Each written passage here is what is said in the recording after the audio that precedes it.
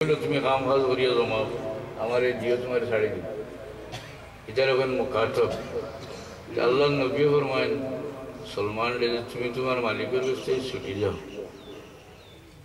বেটা আছিল ইহুদি, ইহুদি তো এমনিও জিদকুর নেন আর অত যুক্তিবাদী। কোরআন শরীফ কত জায়গার যে আছে, যে কোনো কথা নবী আনলে এখানে একটু সানা মাথা না করিয়া সালনি তুলিয়া এখানে না সানুয়াইয়া কয় আরিন আল্লাহ জাহরাতান, আল্লাহরে দেখাইল না সরাসরি। হাসান এই তো বেজাল নাই, দেখি দেখাইল সরাসরি।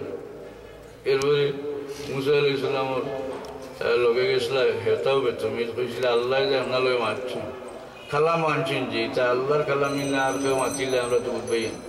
তো নবী দোয়া করছিল, তো তারা শুনলো, শুনিয়া কইতা ওই তো পারে আরো কেউ মারতে পারে। এসে আল্লাহ বিরক্ত হইয়া এটারে মারিলিস। মুসা আলাইহিস সালামের দোয়া করতা যে আল্লাহ আমার কৌমর কাছে যাওয়ার বাদে এটা কইবে আমি মারি লিয়েছি, বিদ্যুতি ছড়ব ও আল্লাহ হেরিবারি তারা জিতা করে দিছে। বহুত তারা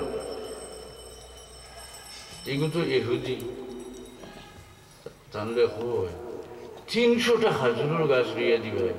ও খাজুরের গাছে যে সময় ফল আইব ও গেল 140 শুকিয়া সোনা দিবে। আর তাই অত কষ্ট করিয়া আইছে। এর আগে 60 জন ফাদরি গেছে, কারণ মানুষ যখন পয়লা ফাদরি গেছে থাকা অবস্থায় মারা যাইবার সময় কই যে আমি হই যাইতাম, হইয়া দিলা আরো ফাদরির কথা। হেন খেদমতো থাকতে থাকতে হেন মারা যাইবার সময় জিগাই হই যাইতাম, কই আরো ফাদরির কথা। হেন মারা যাইবার সময় জিগাইলা হই যাইতাম বলে তুমি 4 নম্বর ফাদরির কথা হইয়া দিলা। কারণ তার হায়াত বড় লম্বা আল্লাহ দিছিলা, একেবারে 250 বছরের রেওয়ায়ত আছে। 250 বছর, 150 নিচে সে নাই। অত লম্বা, অত কষ্ট করছে। হেন হইয়া দিলে শেষ জনে যে এখন আর কোনো খানো যাইবার দরকার নাই। আখিরি জবানার নবী আবির্ভূত হইবার সময় হয়ে গেছে। তাই হিজরত করিয়া দিয়ে খালা পাহাড়ের মাঝখানে খাজুর গাছ যুক্ত জায়গাতে, অর্থাৎ আর কোনো ঈসাই কোনো আলিমের কাছে তোমার যাইবার দরকার হইয়া দিলে 3টা কথা যে এনফিটিস মোহরে নবুয়ত থাকবো, এন সদকা খাইতা নাই, মানে জকাত খাইতা নাই, আর হাদিয়া খাইতা। যে সলমানে এটা সারা পরীক্ষা করিয়া দেখছো তানে বান্ধিয়া নিয়ে তাই বেশিছিল। তাই না আমিরর বান্ধিয়া যে বেশিলা বেসার করে ইহুদি বেটায় লইয়া নিয়া মদিনা শরীফের দ্বারও যেন রাখছি। ইনো খাজুরের গাছে দিকে তাই সন্তুষ্ট হয়ে যায়। কারণ অত কষ্ট, অত মেহনত, যে জায়গায় যাইবার লাগিয়া আমার মনে আসিল এই জায়গা তো অন্তত আইছি আমি যে কোনো উপায়ে আমার সাধনা সিদ্ধি লাভ করমু। মানুষে কোনোভাবে টার্গেট করিলে যেটা পাইতো ফতো যত কষ্ট উষ্ট কিতে পারিলে আছে না। এর লাগিয়ে শায়রে হন জফা জয়শ মে হতি হ্যায় ও জফা হি নেহি, सितम न हो तो इश्क में कुछ मजा ही नहीं।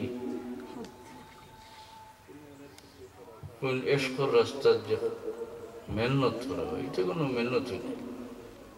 सितम न हो तो इश्क में कुछ मजा ही नहीं।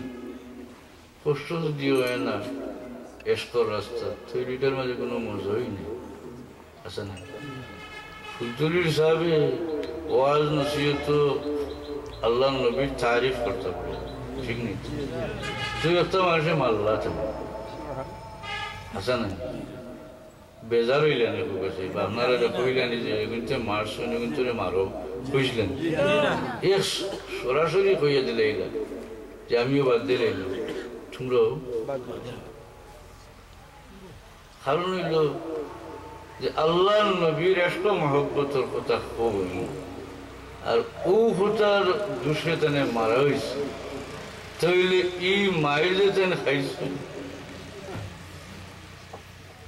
যদিও শারীরিকভাবে কষ্ট হয়েছে মানসিকভাবে কষ্ট হয়েছে আছে নাই, ঠিক নেই? কেন হযরত সলমান ফারসি রাদিয়াল্লাহু আনহু অত কষ্ট করে গোলাম হইয়া আইছেন, কিন্তু খাজুরের গাছ যুক্ত জায়গা দেখিয়া বরস হয়ে গেছে।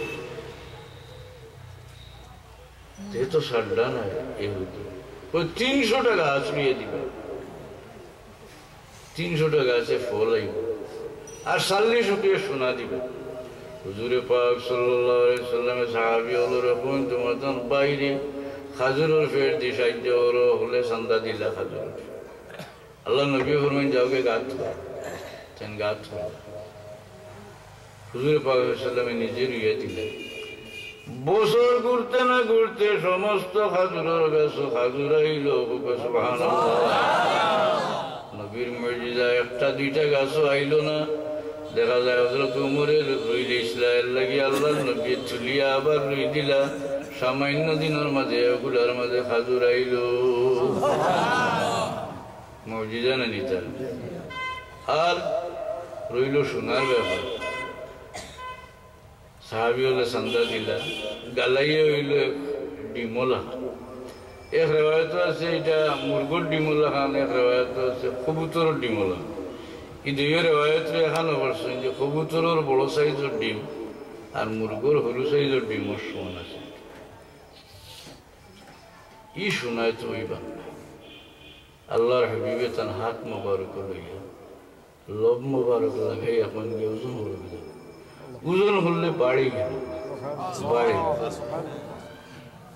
আবার ওটা বাঙ্গা হইল অর্ধেক ও ডিমর অর্ধেকে 40 টাকা সোনা হয়ে গেল।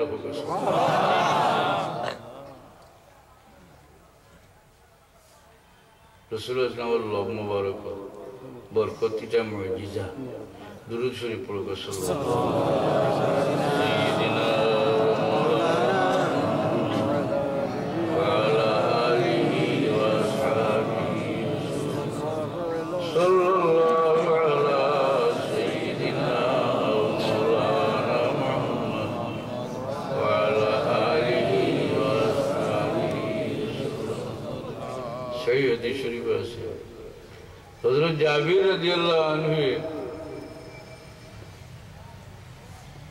যে বারইল উদান হযরত জাবির রাদিয়াল্লাহু আনহুর রিওয়ায়াত আছে খন্দক খুতিবার সময় এক শক্ত মাটি বাইল। কোনো পাথর হয়েছেন কিন্তু এটার ব্যাখ্যা হইল যে এত শক্ত মাটি আমরা যারা ওই পাথর শক্ত মাটি বাইল কোনটা দিয়ে কাটা যায়।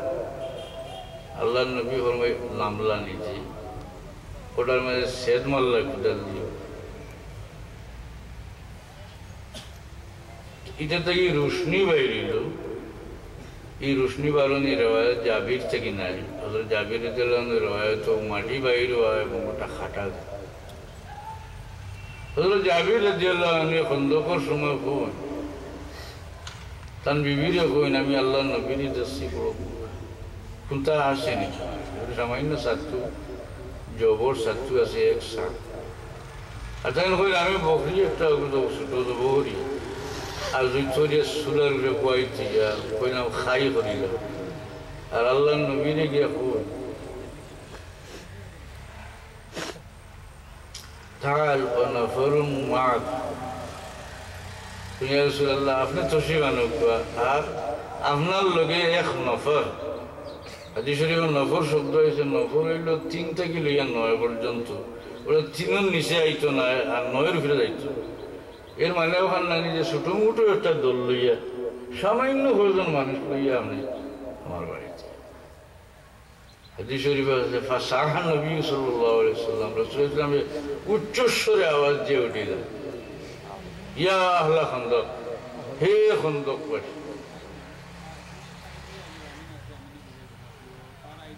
হাইয়া হালাম বিকুম, তাড়াতাড়ি আও। জাবিরে তোমার জান লাগে খাদ্য তৈরি করছেন, দাওয়াতি খানা তৈরি করছেন। জাবিরে ছোট বকরি আর সামান্য খাই আর কোন রাসূলুল্লাহ ইসলামে যে তুমি দেরি করে চুলাতে গেলাম না, আমি আবার আগ পর্যন্ত খাই দিয়ে রুটি বানাই। আল্লাহ নবী গিয়া খাইয়ের মাঝে লোভ মোবারক দিলা আর বরকতর দোয়া করলা, ডেকর মাঝে লোভ মোবারক দিলা, বরকতর দোয়া করলা। আর হইলে রুটি বানাবার ডাকো তো রুটি বানাই লইল আর খাওয়া আরম্ভ। হাদিস শরীফ আছে 1000 মানুষ আসলো 1000 হযরত জাবির রাদিয়াল্লাহু আনহু যে আমি দেখি এরা তো খাইয়া গেলাগি আমি দেখি এই ডেগ আগে যে লাউতলাটা ছিল লাউতলিতে আছে অর্থাৎ বড় ডেগ আর হইন আমি যে রুটির লাগি খাই করাইছিলাম এই খাইও যেমন দেখি কামা হিয়া জেলা চলে রয়েছে দুরূদ শরীফ পড়ব সাল্লাল্লাহু আলাইহি সাইয়্যিদিনা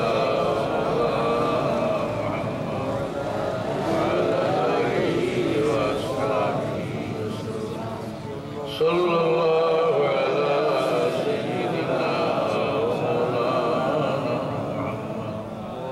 wa ala alihi wa sahbihi Quran Sharif Allah